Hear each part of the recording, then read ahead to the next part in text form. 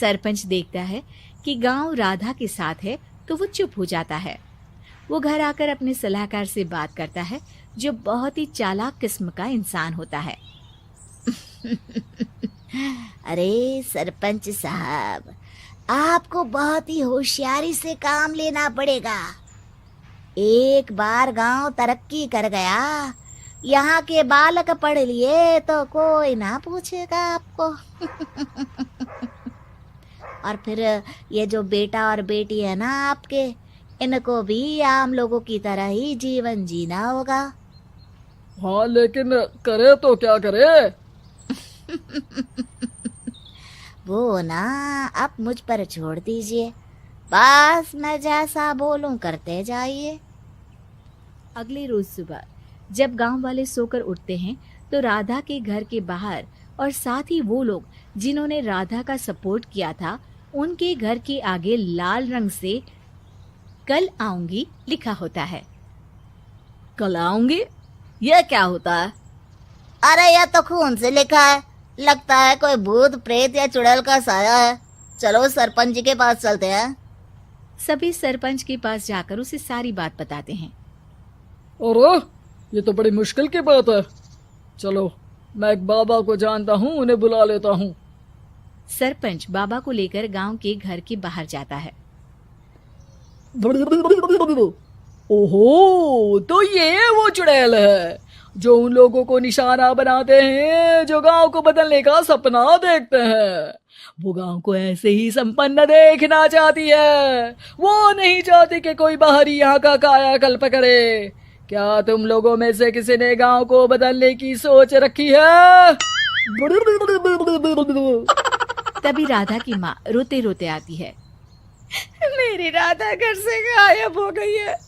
अरे कोई तो बचाओ, मेरी बच्ची कहाँ गई?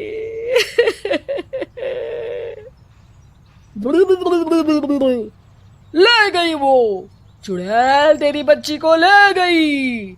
अब वो उसे श्रापित करके छोड़ेगी, उस पर चुड़ैल का साया हो जाएगा। तभी बुरी सी हालत में राधा भी वहां आ जाती है। उसके बाल चुड़ैल की तरह फैले होते हैं और कपड़ों में खून लगा होता है। सभी राधा को देखकर डर जाते हैं। माँ, पता नहीं मुझे कौन उठा कर ले गया था। अरे दूर दूर हो जा चुड़ैल, अब हम लोग इस गांव में नहीं रुकेंगे। अरे कैसे बातें कर रहे हैं आप? कल तो आप मेरे भरोसे गांव का हुलिया बदलने, अपने बच्चों को पढ़ाने और तरक्की उन्नति की बात कर रहे थे, तो आज क्या हो गया आपको? ये फिर तुम लोगों को बहकाएगी। ये चुड़ैल गांव में आ चुकी है, ऐसे ही ये तुम्हारे घर के बच्चों को भी ले जाएगी। गांव वाले राधा को गांव से बाहर निकाल देते हैं। उसके माँ बाप रोते रहते हैं, लेकिन गांव वाले नहीं मानते। मैं भी अपनी बहन के साथ गांव के बाहर रहूंगा, लेकिन वो पढ़ाई नहीं छोड़ेगी। वहीं सरपंच के घर पर सलाहकार कहता है। देखा, सांप भी मर गया और लाठी भी नहीं टूटी।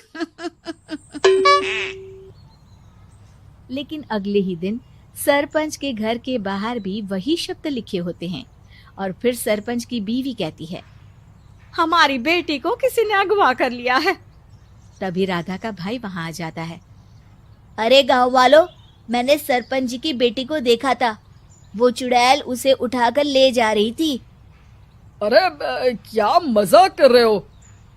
नहीं नहीं सरपंच जी, आप नहीं जानते। वो चुड़ैल अब आपकी बेटी में आ जाएगी, जैसे राधा के अंदर आ गई थी। तभी सरपंच की बेटी वैसी ही हालत में वहां आती है जैसे राधा आई थी। पापा, पता नहीं कैसे मैं गायब हो गई थी। चुड़ैल, इसके अंदर भी चुड़ैल का साया है, मारो इसे।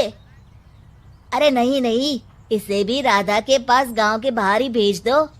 अरे चुप रहो, मेरी बेटी कहीं नहीं जाएगी और चुड़ैल वुड़ैल कुछ नहीं होता है। अरे कैसे बात कर रहे हो सरपंच जी?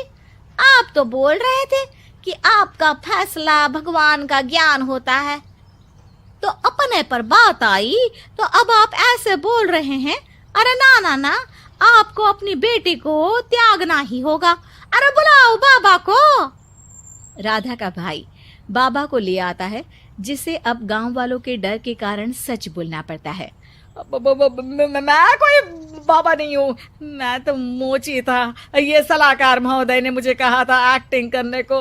अब वो मुझे पैसे देने वाले हैं। अब मुझे माफ कर दो। गलती हो गई, मुझे माफ कर दो। तभी वहां राधा आ जाती है। देखा सरपंच जी, जब गांव के बच्चे साक्षर होंगे तो आप जैसे लोगों की चालाकी नहीं चलेगी।